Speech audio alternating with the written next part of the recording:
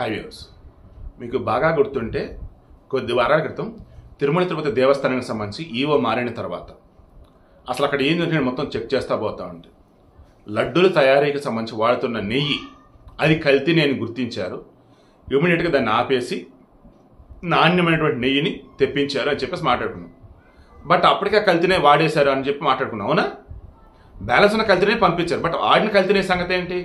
అసలు ఏంటి ఆ నెయ్యి అన్నప్పుడు జంతు నూనెలతో ఉన్నటువంటి నెయ్యి. అది అంటే ఏంటి? జంతు కొవ్వుతో. ఆ జంతువులు ఏమేంటి? ఇండెప్త్ నేను బాధ పెట్టలేను హిందువులు కానీ ఆ లడ్డూలు తిన్నవాళ్ళని కానీ. నాలో ఉన్న శాడిజం చూపించుకోవటమే ఇండెప్త్ వెళ్ళి చెప్తే. ఈరోజు చంద్రబాబు నాయుడు చెప్పారు. ఆ రోజు నేను బెనిఫిట్ డౌట్ కింద కొంత చెప్పున్నా. ఏమిటి? ఇలాగే చెప్పున్నా, జంతు కొవ్వులని నూనెగా వాడున్నారండి, మహాపాపం అండి అని చెప్పాను. బట్ ఇండెప్త్ కనుక నేను చెప్పలేనండి, అఫీషియల్గా చెప్పినప్పుడు డిస్కస్ చేద్దాంలేనా అన్న.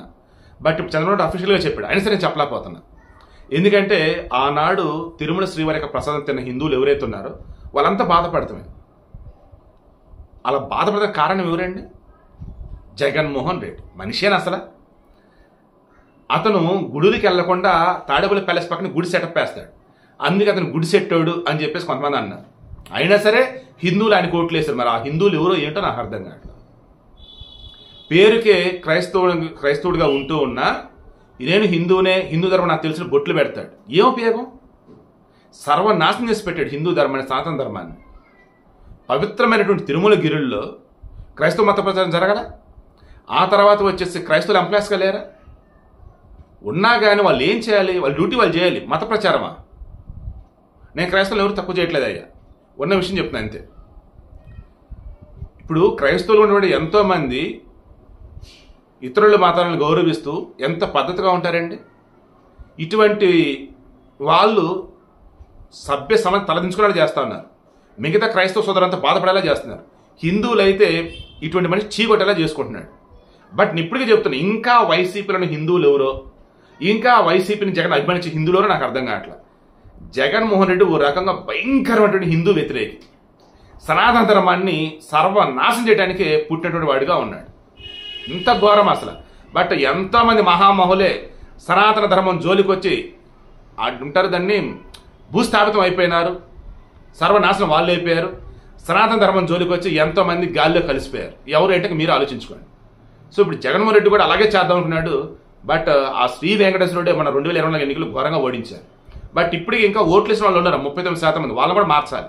సో ఇప్పుడు విషయం ఏంటి? క్లియర్గా చంద్రబాబు నాయుడు ఈరోజు చెప్పినారండి, తిరుమల తిరుపతి దేవస్థానానికి సంబంధించి కల్తీ నెయ్యి వచ్చింది. ఆ కల్తీ నెయ్యి ఏంటని చెప్పేసి మొత్తం ల్యాబ్లో టెస్ట్ చేస్తే జంతు నూనెలు అంటే ఇంకా అర్థం చేసుకోండి, రకరకాల జంతువులని వాటికి కొవ్వుని మరిగించి దాని ద్వారా వచ్చే నూనెని నెయ్యిలో కలపడం. భయంకరమైన కల్తీ. పాపాత్ముడా, అసలు ఎలా చేయగలిగేవారు అట్లా? మీరు అనొచ్చు జగన్గా సంబంధం ఉండి అసలు వాడు కల్తీ నెయ్యి వచ్చేవాడికి వాడికి తెలియలేండి. ఒరే మీ గుండెల మీద చేసుకొని చెప్పండి రా. కల్తీ నెయ్యి సప్లై చేసేవాడు ఏ ధైర్యంతో సప్లై చేస్తాడరా? ఎవడ కమిషన్ ఇవ్వబట్టి ఆ రకం చేస్తాడరా? ఒక్కసారి చెప్పండి రా. తిరుమల తిరుపతి దేవస్థానంలో ఏ మాత్రం అపవిత్రంగా ఏదైనా కనపడ్డా అసలు అధికారులు ఊరుకోరు. అధికారులు మూసుకొని ఉన్నారు అంటే కల్తీ నూనె వస్తున్నా కానీ, కల్తీ నెయ్యి వస్తున్నా కానీ దాని అర్థం ఏంట్రా? పైన ఎవడన్నట్రా? ఇంకా హిందూ అన్నవాడు జగన్ కానీ వైసీపీగా సపోర్ట్ ఇస్తున్నారంటే మన ఇంట్లో పూజించే దేవుడిని ఓ రకం మనం అవమానించినట్టు, మన ధర్మాన్ని మనమే అవమానించుకున్నట్టు. సింపుల్ చెప్పాలంటే మన జన్మని మనమే తక్కువ చేసుకున్నట్టు అండి. పెద్ద పదవి, బట్ కరెక్ట్గానే వాడే. ఎంత నాశనం అంత నాశనం చేశాడు. నిజంగా మనిషే కాడనమాట.